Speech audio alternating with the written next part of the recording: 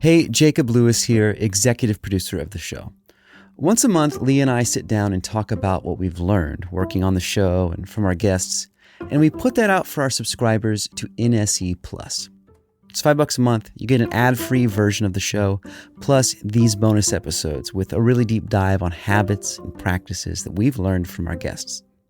And we just added an additional bonus episode with Malcolm Gladwell from our live show at the Schermerhorn Symphony Center. Here's a sneak peek at that subscriber-only episode where Malcolm shares the one question he asks all of his assistants before he hires them. Do you drive manual transmission? Do you drive manual transmission? Can you drive stick? If they say yes, they're hired. And this has worked. I have a 100% hit rate on this. If someone took the time to master an irrelevant task, then I want that person. Join Lee and me on No Small Endeavor Plus as we explore what it means to live a good life together. Go to nosmallendeavor.com and click subscribe today.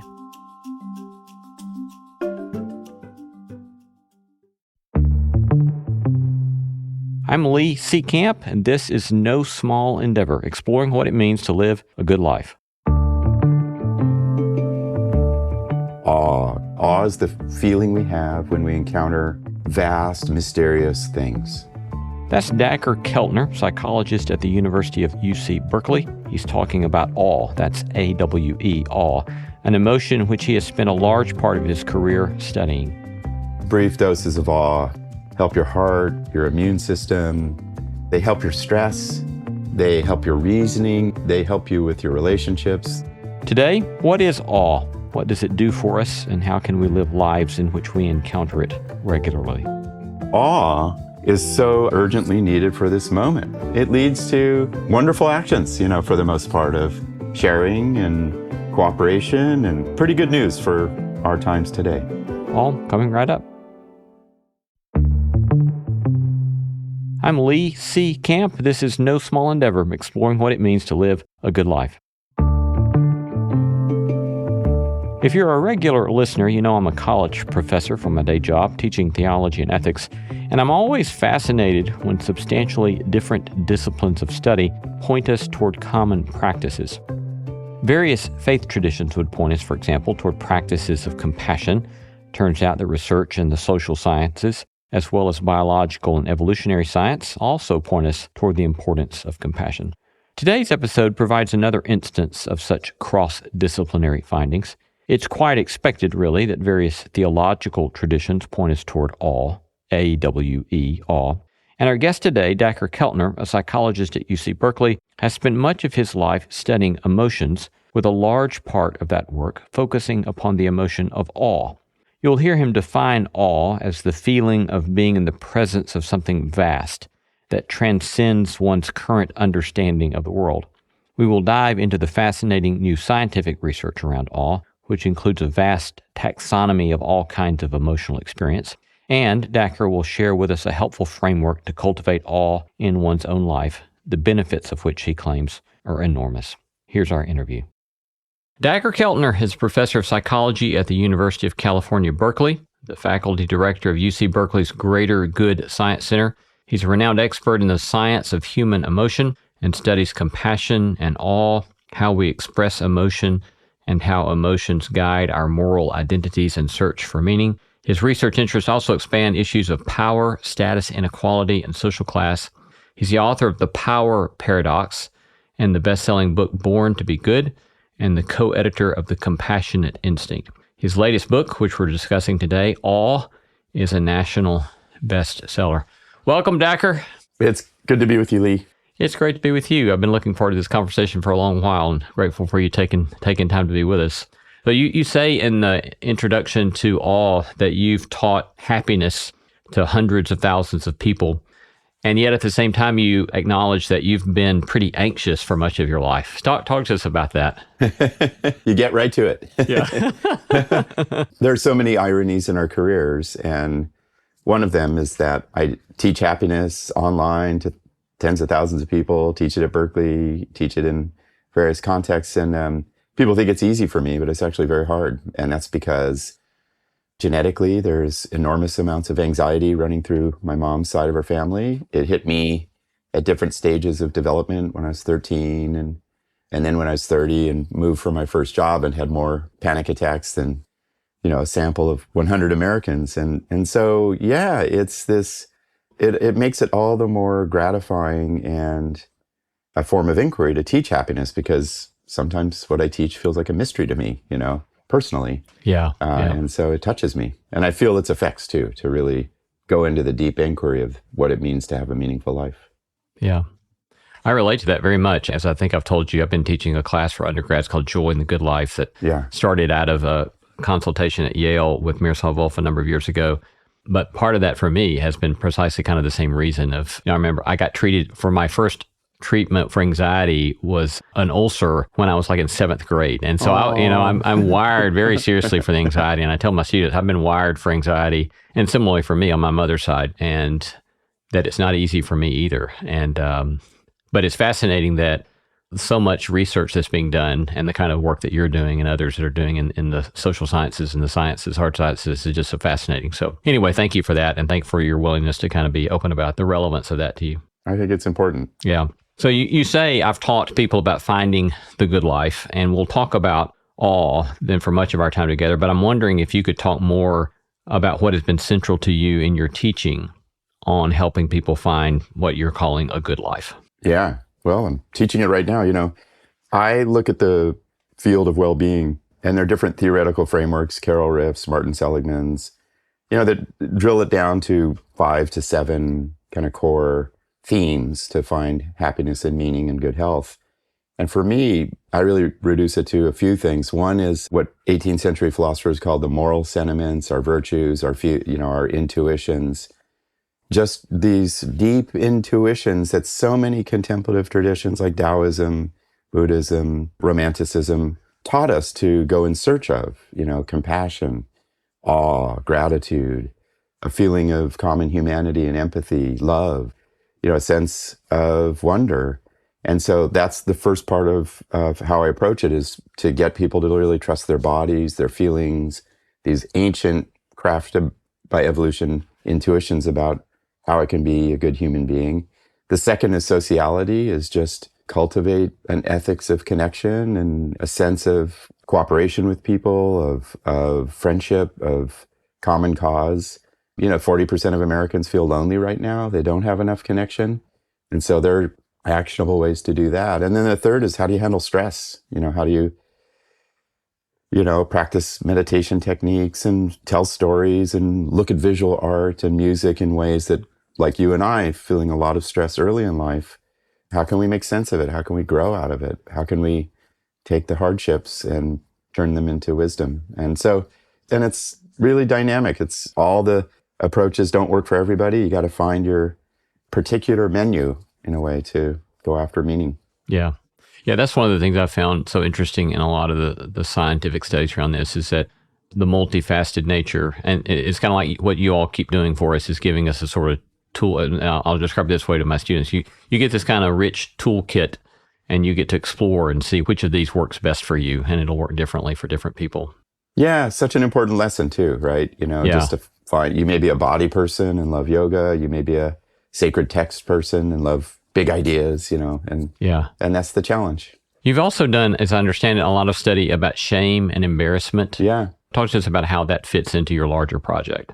Yeah, this all began in some sense, I studied a lot of negative emotions like anger and fear and shame and embarrassment from the perspective that these emotions are what fold us into healthy relationships and community. So you take an emotion like embarrassment, it feels painful in the moment, but what it functions as, and this traces back in our primate evolution, which I always look at things from an evolutionary perspective, what it does is it's a way of acknowledging you've made a mistake, you're apologizing for it, other people forgive you.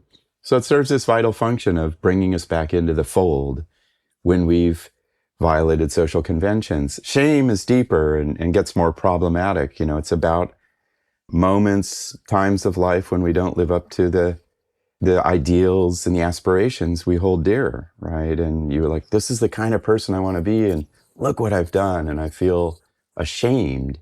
And in the right context with the right people around you, you can move out of it and grow and learn, right? But unfortunately, shame very quickly is used against people and built into social structures, like racism. And so these emotions, all of them, and Aristotle wrote about this, in the right way and in the right place to the right end, they keep us part of healthy communities, right? Romantic partnerships, friendships, groups. And there are a lot of new data just showing, like, if we can kind of master and navigate with all of these emotions in the right way, like Aristotle said, we'll be okay. We'll find what we care about. Yeah. This was kind of implicit in what you said, but I would like to hear you kind of comment on this quickly. There seems to be, maybe the first person I heard use this phrase was Anna Lemke, but uses the phrase pro-social shame, and pointing to the fact that there's also a sort of toxic shame or a non-social shame. But kind of how would you see the difference between shame that is serving a fruitful, constructive end and that which doesn't? Yeah. What a deep question. I did a lot of work in forgiveness and restorative justice in prisons and elsewhere. And there you create a social context drawing upon our very deep capacity to forgive, drawing upon mammalian tendencies to reconcile in the face of conflict and harm, wherein, this expression of shame triggers in others the sense that you are apologizing, you are filled with regret, and it brings about a reconciliation. And that takes a lot of work, right? You have to have open dialogue and true apologies, and the person who you're directing shame towards sort of being open to change. And that's the upside to shame when it leads to pro-social ends. Both people feel better. But obviously, bullies shame others chronically, and it becomes toxic. So you can think about how chronic the shame is as a indicator of toxicity. You could think about, abusive power dynamics at work, for example, where somebody chronically feels ashamed. And then, you look at the kind of the ossified, social structures that produce shame, gender, race, where class, the shame in a culture like the US where the poor are often denigrated. And there you've got toxic shame. We've learned a lot about how problematic it is for people's well-being. Yeah. Mapping emotions with science. You say that this is kind of a cutting edge, I suppose, in many ways, that this has been something that's only been done, in the last couple of decades that this has begun? Yeah, by mapping, I love this quote from Virginia Woolf, like, the drivers of London have their maps, but we don't have a map of the heart or the passions. And in some sense, the field of emotion that we've been talking about was dominated by a very narrow framework of Paul Ekman, who's well known and did the facial expression research and really got us to think about anger and fear and sadness and surprise and disgust and then joy. And then we started to think about shame as a field in the 80s and 90s. But we know there's so much more to our subjective lives than that, right? And the narrow, antiquated approach that led to was just thinking about just those 6 emotions and thinking that that's what constituted our emotional life. And I had the privilege of working with a young guy named Alan Cowan who had new statistical approaches, new methods. And we went out and we just had people listen to 2,000 pieces of music or watch 2,000 short GIFs or, and on and on.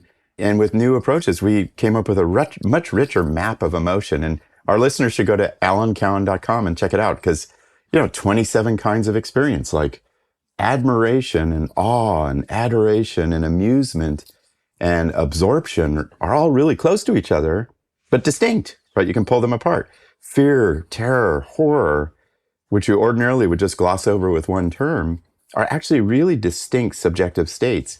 And so I think his work, it's only been published in the last few years, is really moving the field into a much richer view of our interior life. Yeah.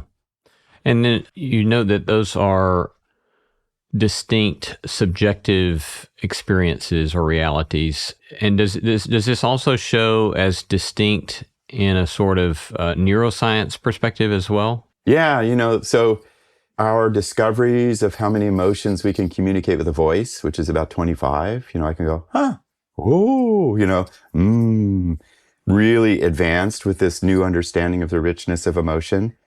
And then we have worked with a Japanese team and other people who are doing this. Once you have this richer way to elicit emotion and have people report on it, instead of just 6 emotions, maybe 30, right? Yeah, the patterning of emotions in the brain reveals there are 30 distinct patterns, and there'll probably be more for all these, states like interest and beauty and love and calm and contentment and mystery, right? They all have these distinct profiles. And it's just a next chapter in how we'll understand the brain and emotion. Yeah. Just this very brief question, but just so that I can kind of get some clarity here. So is the way the methodology works is that you're asking people to report on their experience, and you're finding a word that people will use to map on to that kind of experience, and you find consistency on these subjective reports. And then you're correlating when people are in that state with what you see happening in the brain. Yeah, it's important to get to the methods. A typical study in the past of emotion in the brain might have you think about a time you were angry or sad or disgusted, or show you slides that make you feel those emotions. And then you look for the patterning in different regions of the brain. And this new approach that's much more rich, what we call high dimensional approach, has an individual spend a long time in the scanner, look at 2,000 videos, right, that we have found elicit 27 distinct states. And then in the scanner, they report on how they feel. And you map that to, with much more fine-grained measurement tools, what are the patterns of activation in the brain? And there we see 28, 30 distinct emotion-specific patterns, right? And it starts to tell us that, yeah, I might differentiate love from admiration subjectively and conceptually in how I look at the world. And that registers in distinct patterns in the brain too, which probably should make sense. Yeah, that's fascinating.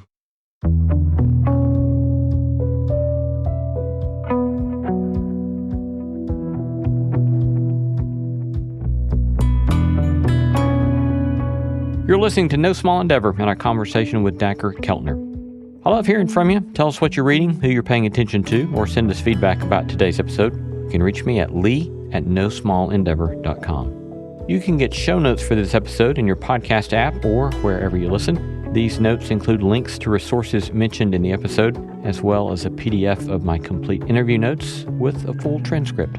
We would be delighted if you'd tell your friends about No Small Endeavor and invite them to join us on the podcast, because that helps extend the reach of the beauty, truth, and goodness we are seeking to sow in the world. Coming up, Dacher and I discuss his most recent book, Awe. We'll talk about what he exactly means by awe, where one might experience it, and why it is more than a mere transitory passing experience or sentimental emotion. Hey there, quick favor. We're conducting an audience survey. We would be really grateful if you could take just a few minutes and answer our survey.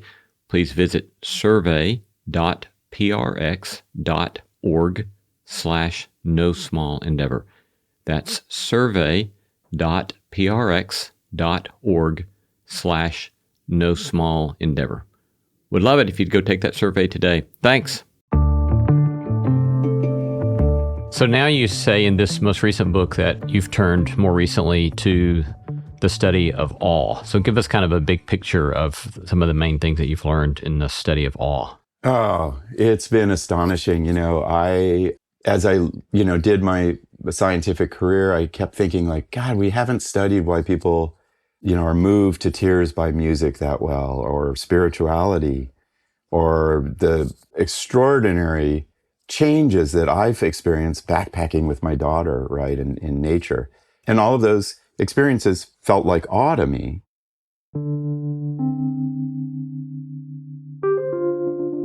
15 years ago, my lab, big lab of 10 grad students and postdocs working away, we got some nice grants, and I just said, let's go study awe, whatever way you can, out in nature, in the lab, with physiology, with veterans, rafting, whatever inspires you, go find it, listening to music.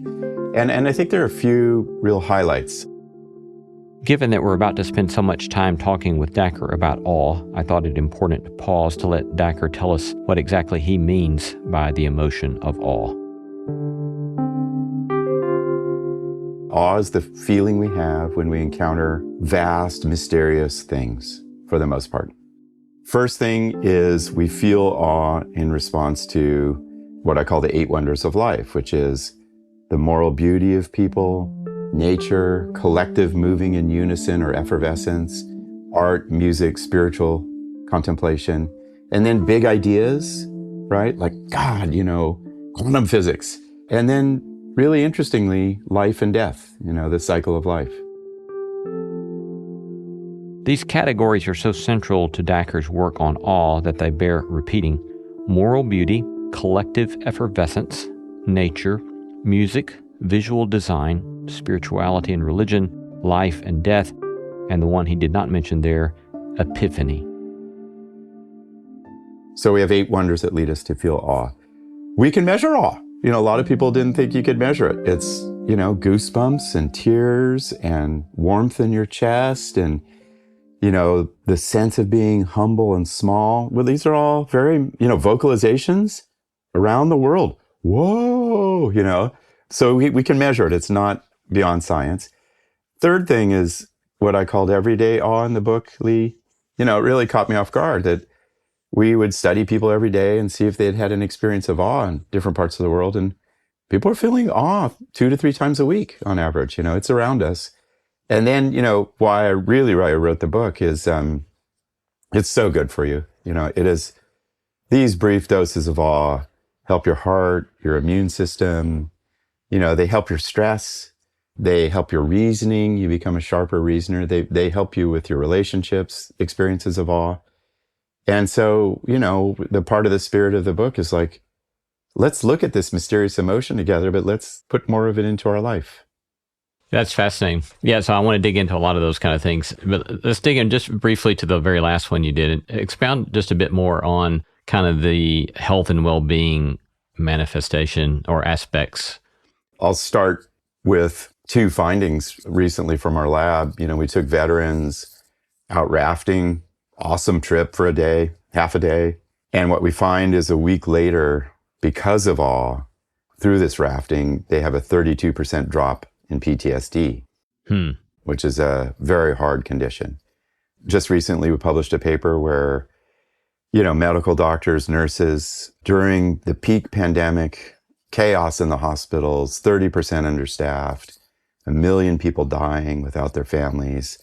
I did a lot of work with healthcare providers, and it was like combat. And we just had them find a moment of awe each day, just like pause, open your mind to something big that you're part of, just reflect on it, breathe. And they had reductions in depression and anxiety and loneliness over 30 days, right? So that tells us just a minute or 2 of this is good for us. In the body, we know awe activates the vagus nerve, which is this large bundle of nerves in your body, slows your heart, helps you vocalize, helps you orient to people, helps you connect, right? Awe activates that. Awe reduces inflammation. This work that your immune system does, it heats up your body to kill pathogens. If you're chronically inflamed, it is so hard on your body, right? And awe cools down the inflammation response at a chronic level. So that just tells us, man, it's good for your body.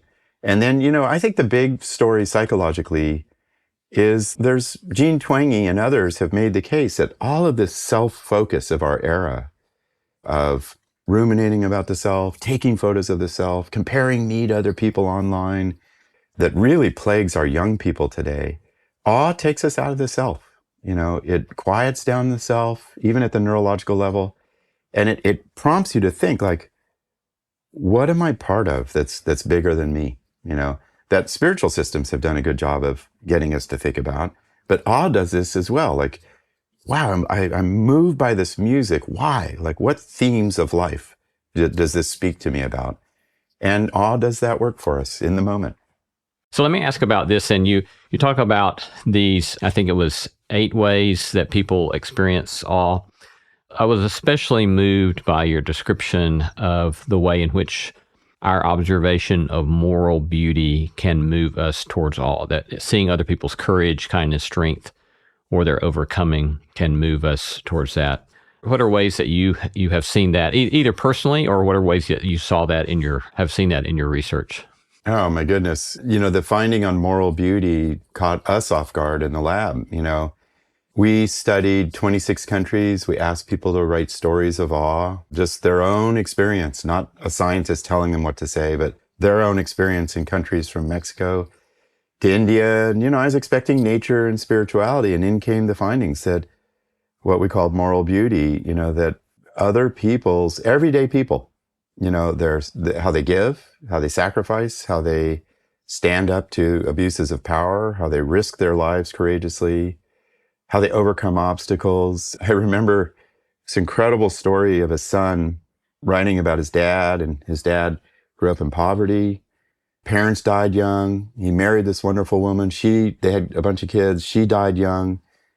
He worked until he was 90 just to get all the kids to a stable life. And the son was at his birthday party for the dad, and he just was blown away by his dad's sacrifice. We know that it's one of the deepest ways in which we can find the meaningful life is to surround ourselves with other people's moral beauty, to read about it, read about Gandhi, to look for it in the streets, and you see how kind young kids are, to think about your mentors in life, or even a spiritual figure.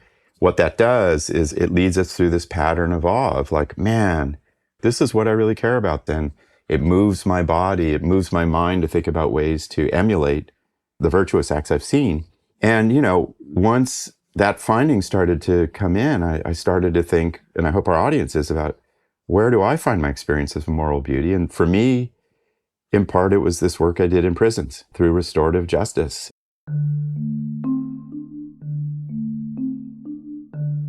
I'd be inside the prison with 180 prisoners, just me and a handful of volunteers. We're there all day.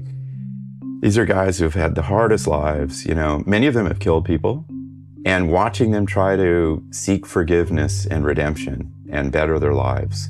And the humanity of it all, every time I was in there, I was just filled with tears and goosebumps.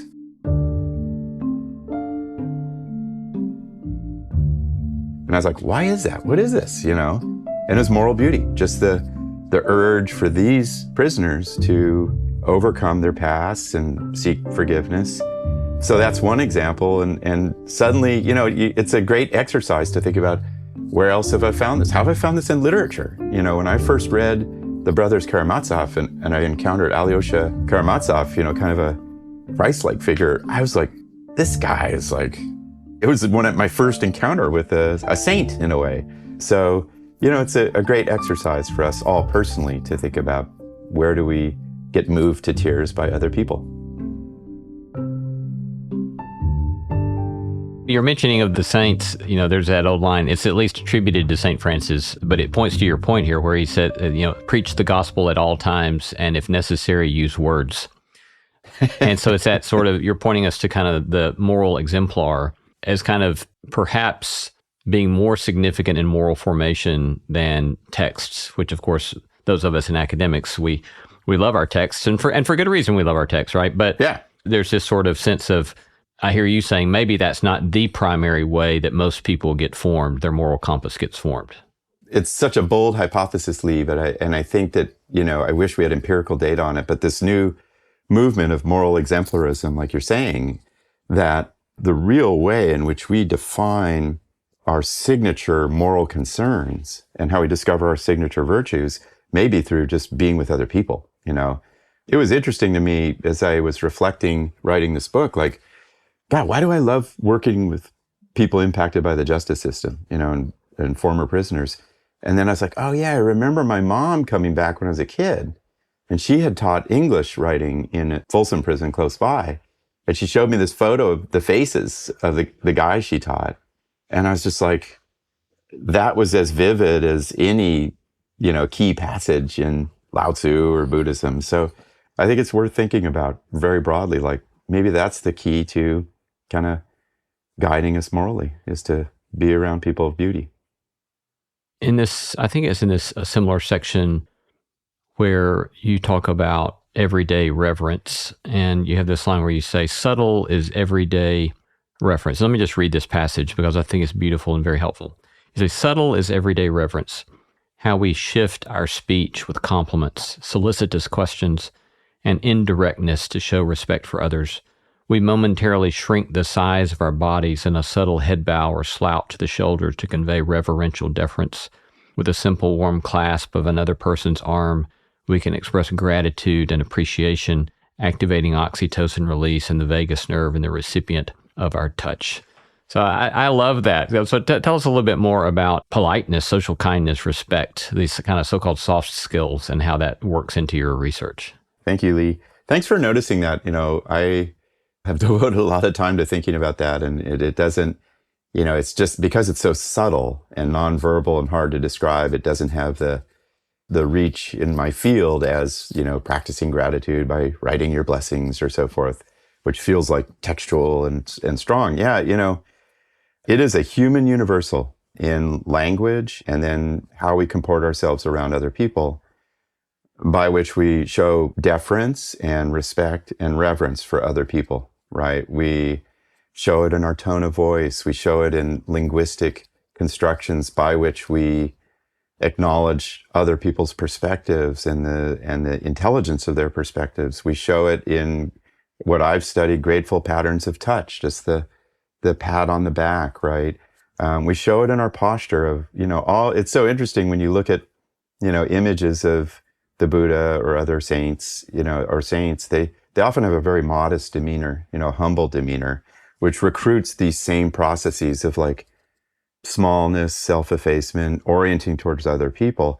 All of that, from the spoken word to the touch to the bodily expression of reverence, are foundational to trusting relationships. And they're often, critiqued. Oh, you don't want to be modest. You lose if you're modest.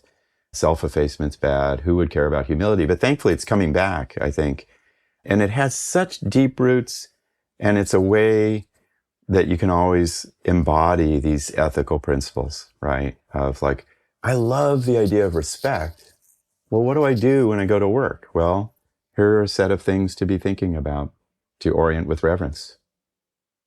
Thanks for calling it out. It took me, I really thought about that for a long time, and I'm glad it reached one person.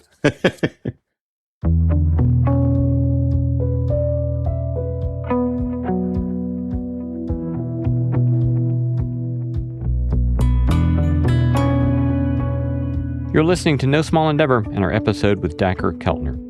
If you missed a portion of this interview or would like to have access to the complete unabridged version, you can follow our podcast wherever you listen.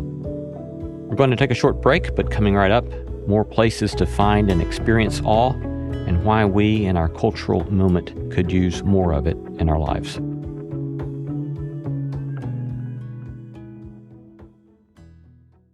Hey there! Did you know that we have a newsletter? Just imagine if you could have one of your favorite ethics professors send you a list of things to reflect on, think about, practical actions with which to experiment, all on your way to sorting through what it might mean to live a good life. Well, that is the NSC Notebook.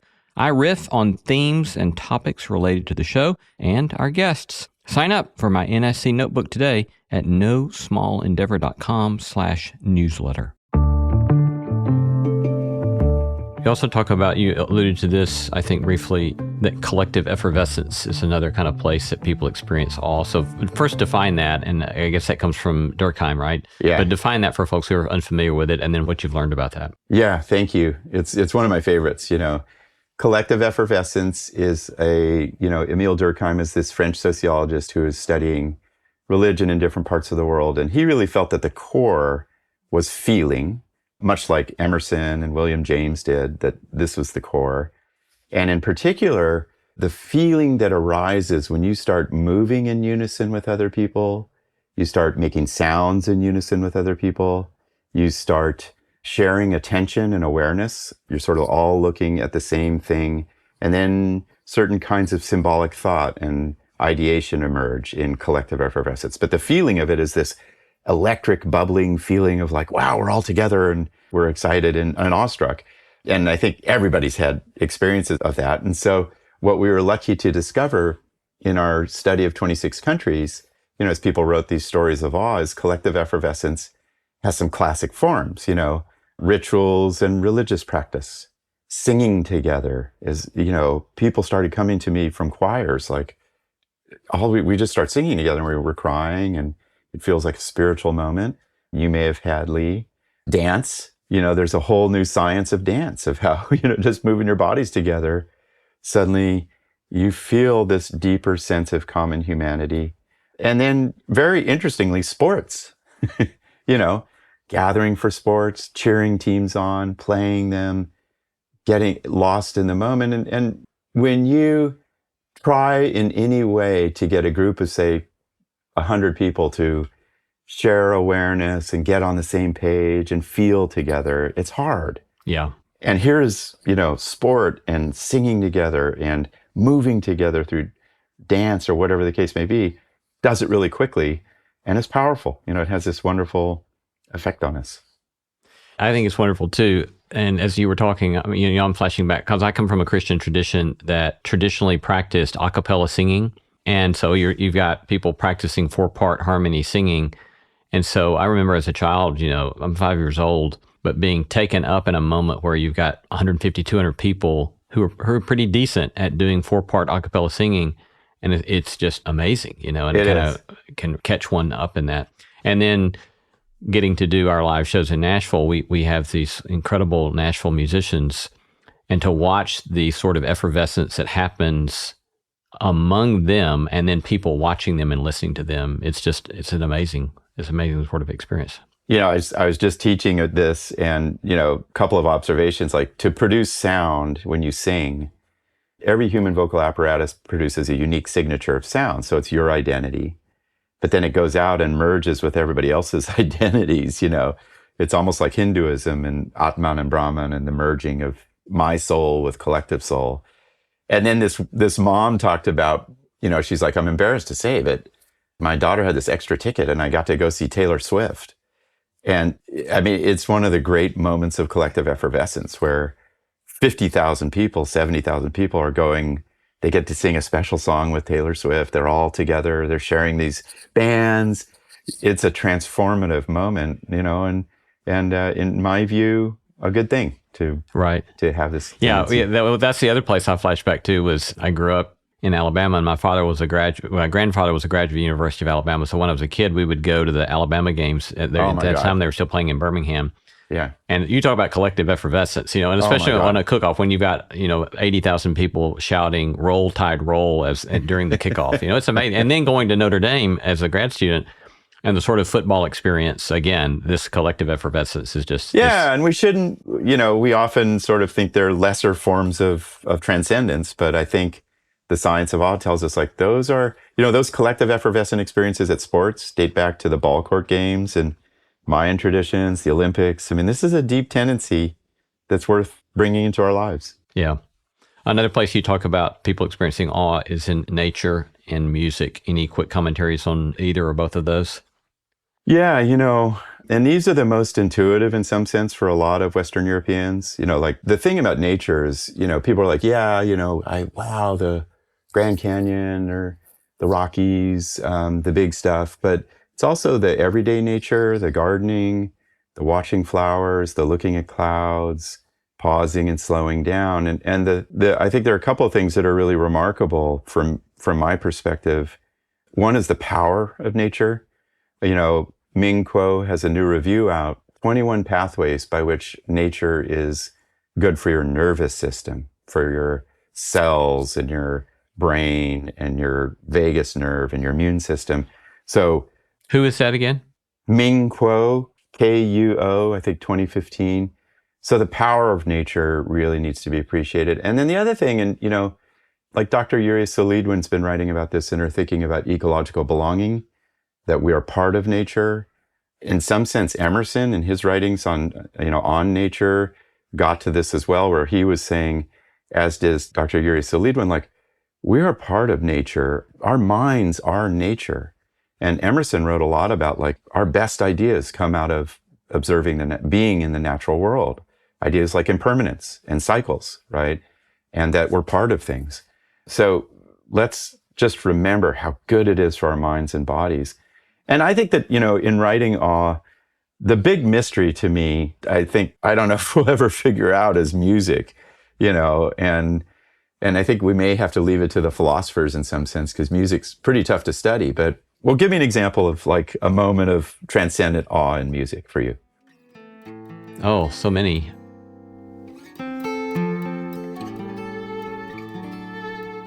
I'm immediately flashing to a scene in a show we did last November in the Ryman Auditorium here in downtown Nashville, where Brian Sutton, who's maybe one of the most celebrated acoustic guitarists of our generation, and Tammy Rogers, a very well-respected fiddle player here in town, where he performs on guitar this fantastic classical piece. The piece is Schumann's Nachtstücke, which Schumann composed in response to the imminent death of his brother. And so Brian is playing this song, and the fiddle player's coming in. It's just the two of them on stage. And it was this sort of, everybody's holding their breath with them. And there's something about how can grief be communicated through music that way? But it is. And it's just this incredible, shared moment of beauty and awe and grief in that. I don't know how that works, but it does. It's just amazing.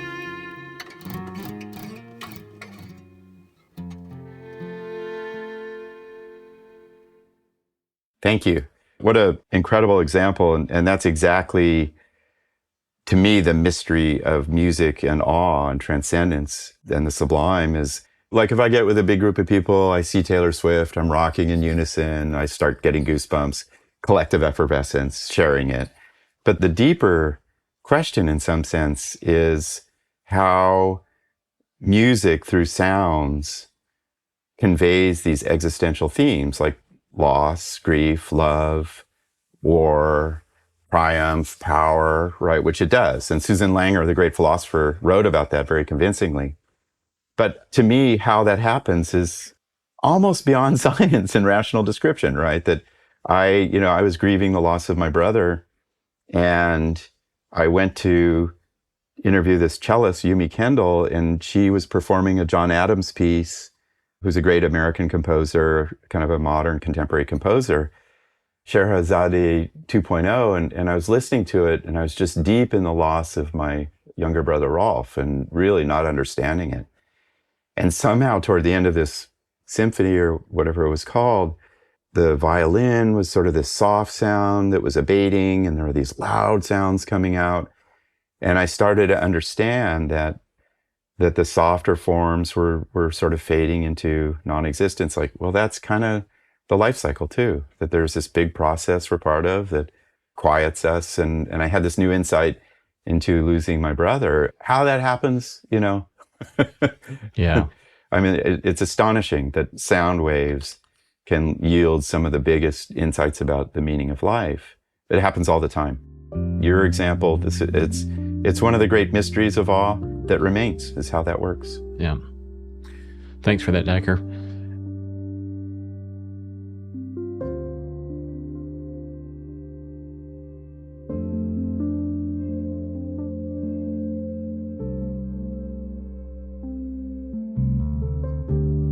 You point to the way in which your study of emotion, I hear you saying you wouldn't want us to reduce this to a study of simply ephemeral passing states, but that this is significant because emotion is and or can be linked up with action and how we are in the world. So talk to us about that. Yeah, Jean-Paul Sartre wrote about, in his a little book on emotions, he said they produce these magical transformations. And then William James, and more recently, Mark Solms, feeling is consciousness. It's our mind. It's who we think we are.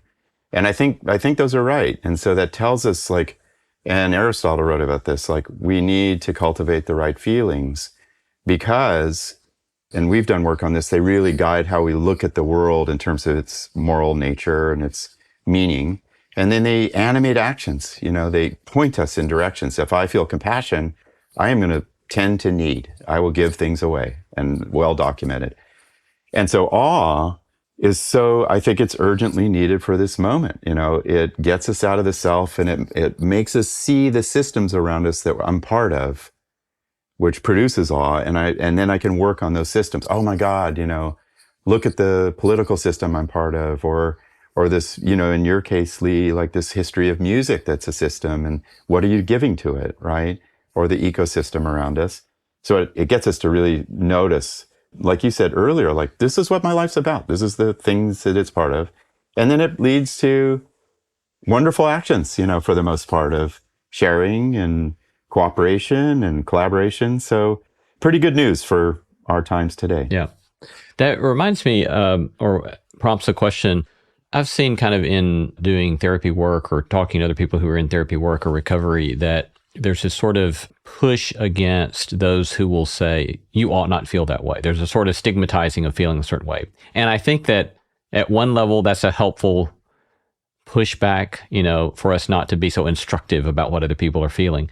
But at the same time, you're suggesting that it's crucial that we do take some responsibility for the kinds of feelings that we cultivate. Is that a helpful way to say that? You're asking such nuanced, complicated questions. I think it's in some sense, the central challenge of this view of happiness, that we find it in feeling, like gratitude and compassion, joy, love, amusement, and so forth. The challenge is this, which is these feelings are ancient, almost involuntary reactions, like, whoa, I felt awe, looking at the clouds, or the act of generosity of these two 5-year-olds showing. But so how do I, if it's out of my control, how do I build it into a part of my life?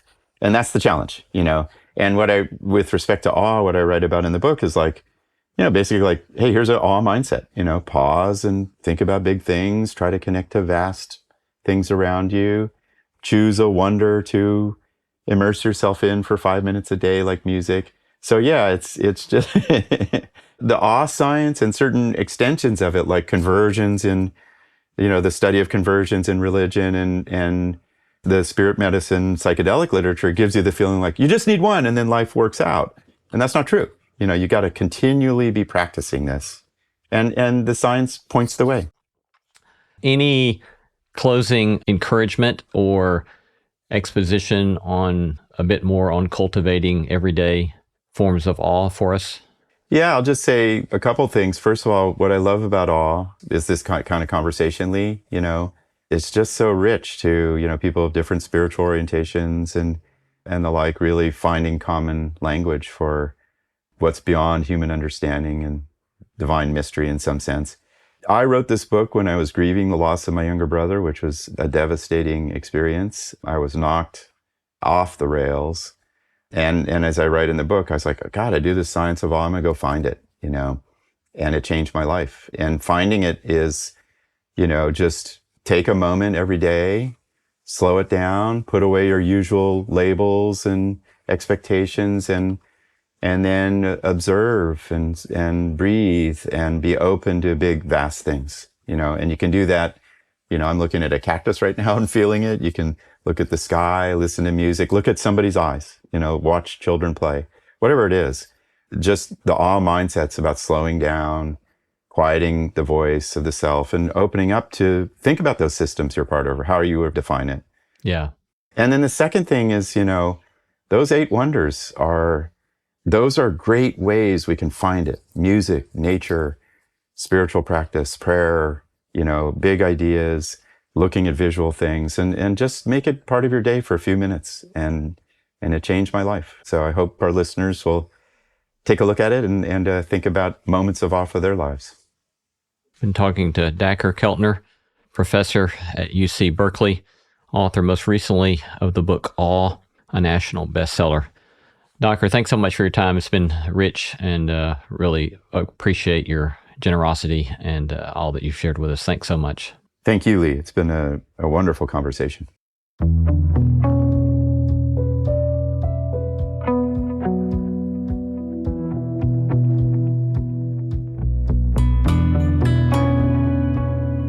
You've been listening to No Small Endeavor and our interview with Dacher Keltner, professor of psychology at UC Berkeley and author of the best-selling book Awe, the new science of everyday wonder and how it can transform your life.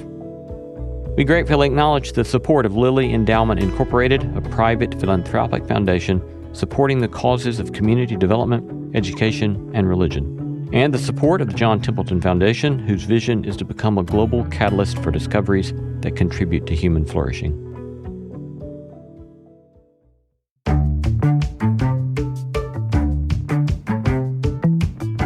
Our thanks to all the stellar team that makes this show possible: Christy Bragg, Jacob Lewis, Sophie Byard, Tom Anderson, Kate Hayes, Mary Evelyn Brown, Carriet Harmon, Jason Sheasley, Ellis Osborne, and Tim Lauer. And special thanks to Brian Sutton and Tammy Rogers, featured in that gorgeous performance of Schumann's Nachtstücke. And you'll forgive me, I trust. I do know my German's terrible. Thanks for listening, and let's keep exploring what it means to live a good life together. No Small Endeavor is a production of PRX, Tokens Media LLC, and Great Feeling Studios.